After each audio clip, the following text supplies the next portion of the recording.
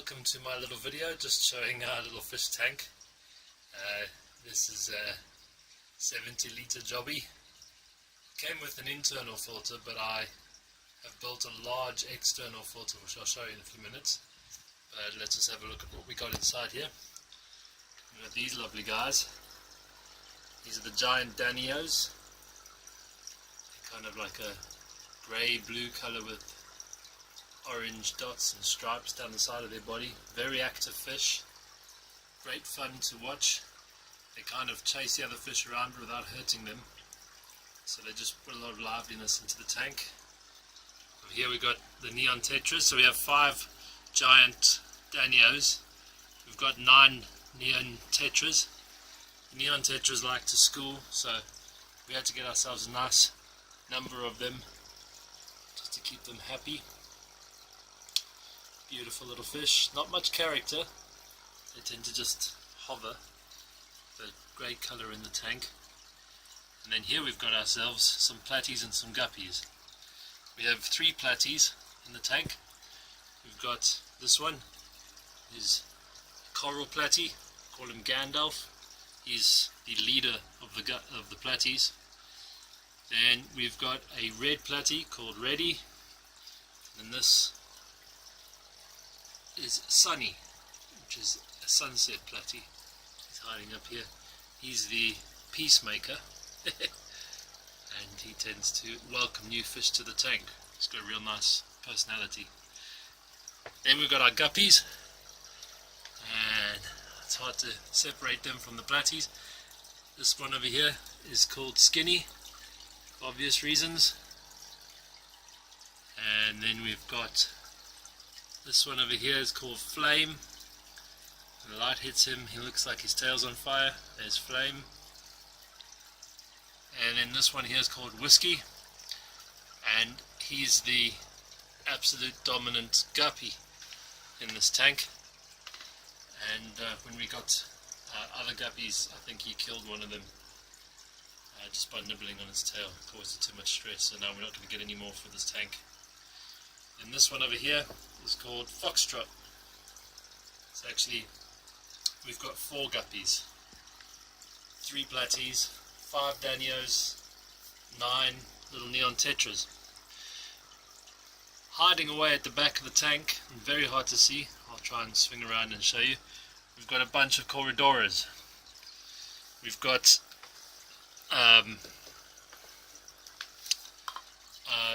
Corridora Sterbai. I think he's around this side. You can sort of see him down there. It's going to be hot. You can see the movement there behind the intake filter, but they don't tend to come out that much until there's food, and even then they're a little bit shy. So we've got Corridora Sterbai, we've got 2 Corridoras, can't remember the name, but spotted ones. We've got a bronze Corridora, and he's usually around. He's much more happy to be out and about, but I think he's having a bit of a snooze. And then we've got ourselves an Albino Corridora, who is more of a night creature. So when the light's off, you see this little white figure running up and down to the surface of the water. And we've got bronze Corridora, who's the biggest of the corridoras, and he's usually the one that's out. I think he's in one of these little homes. You can see his tail over there, so he's having a bit of a sleep. We've got these little hobbit holes for the fish to hide in, and they can also hide inside the teapot when they want to. We've got a real plant back there, and its roots have grown down into the substrate. And then we've got a moss ball, merino moss ball over here, which helps keep the water clean, I've been told. And then, in order to make the tank super clear and keep our levels at 0, these are my readings from this morning over here, and anybody who uses this kit will know that those are fairly good readings. we've got 0 on the ammonia, 0 on the nitrite, and we've got what looks like a bad nitrate level, but that is pretty much what the tap water is like in this area. The fish grew up in the local garden centre with the same water, and they seem very, very happy. I do a water change once a week, sometimes once every 2 weeks, so I don't disturb things too much. I do a water test every 2 or 3 days now, because the results have stayed the same for weeks and weeks. There's no point in wasting. I use sturgeon food, sinks right to the bottom. All the fish seem to like it, except the Danios. They don't seem able to eat stuff off the floor. So that's good, because they tend to be very fast at getting any of the food that's floating. And all the other fish are able to eat the sturgeon food, and it's very popular in this tank. But that's mainly, I got that for the Corys. I use flake food. I use the sturgeon food every day, the flake food every second day, and in alternate days I use these little pills that you can stick to the glass, and the fish can nibble at that all day. And then over here I've got my filter. I keep it covered because the bacteria prefers darkness to grow in.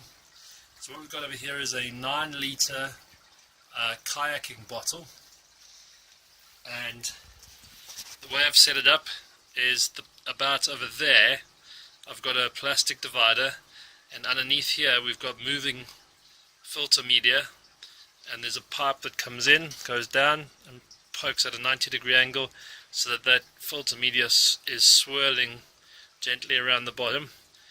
Then the water comes through the plastic divider, it's got lots of holes, and then about this much over here is filled with ceramic rings and alpha grog, and then on the top over here I've got little bags of whatever I want, so I can put chemical filtration as needed. At the moment I'm having a little problem with silicates in the water, which is causing brown algae or diatoms, and so I've got a special bag full of stuff in there. I'll open this to show you. Half a tick.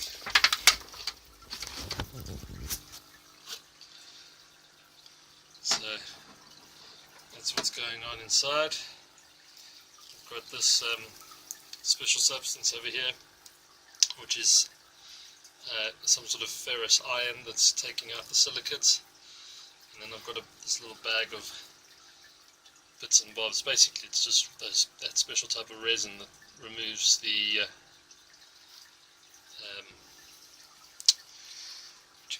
the phosphates.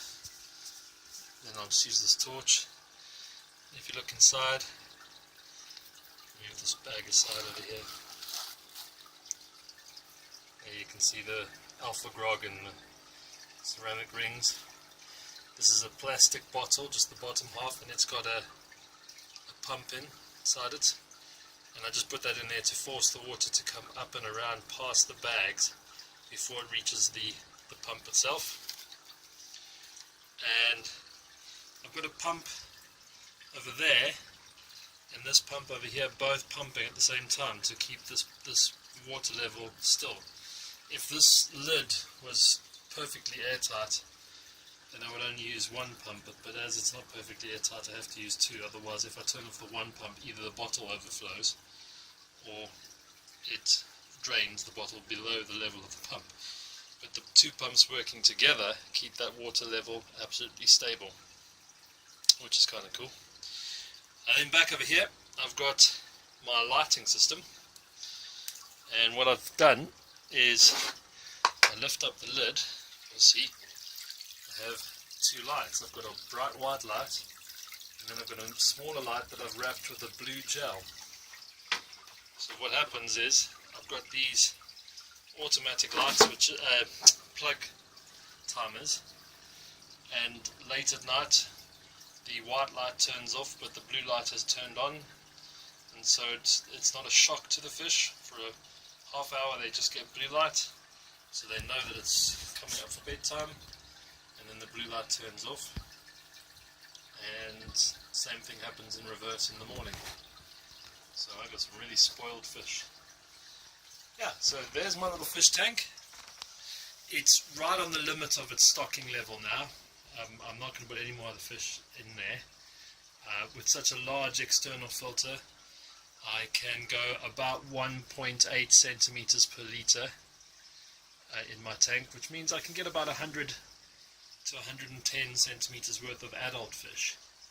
So these fish are most of them are juveniles, but even when they're adults, they'll still be within those parameters, and so everything should remain rather well healthy and stuff, and they seem to be happy. So I hope this has been an enjoyable visit. Last thing I'll just say, I didn't point it out over there, the intake filter of the intake part of the tank, I just put some silica on a screw top bottle top and attach that to the motor, and then it goes down this pipe, and there is a sponge filter just over the intake, and every time I change the water I just take that sponge filter out and squeeze it a few times. So that's quite a nice little pre-mechanical filtration before the water arrives in the big canister filter on the side. So nothing bigger than what can get through that sponge arrives inside that canister filter.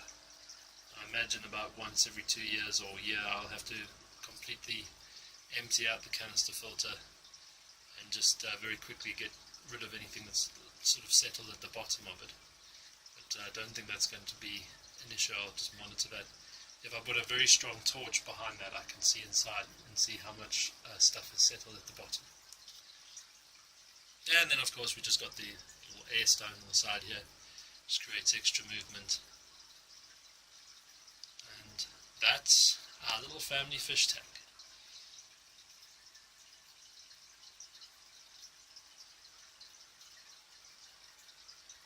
Thank you for watching.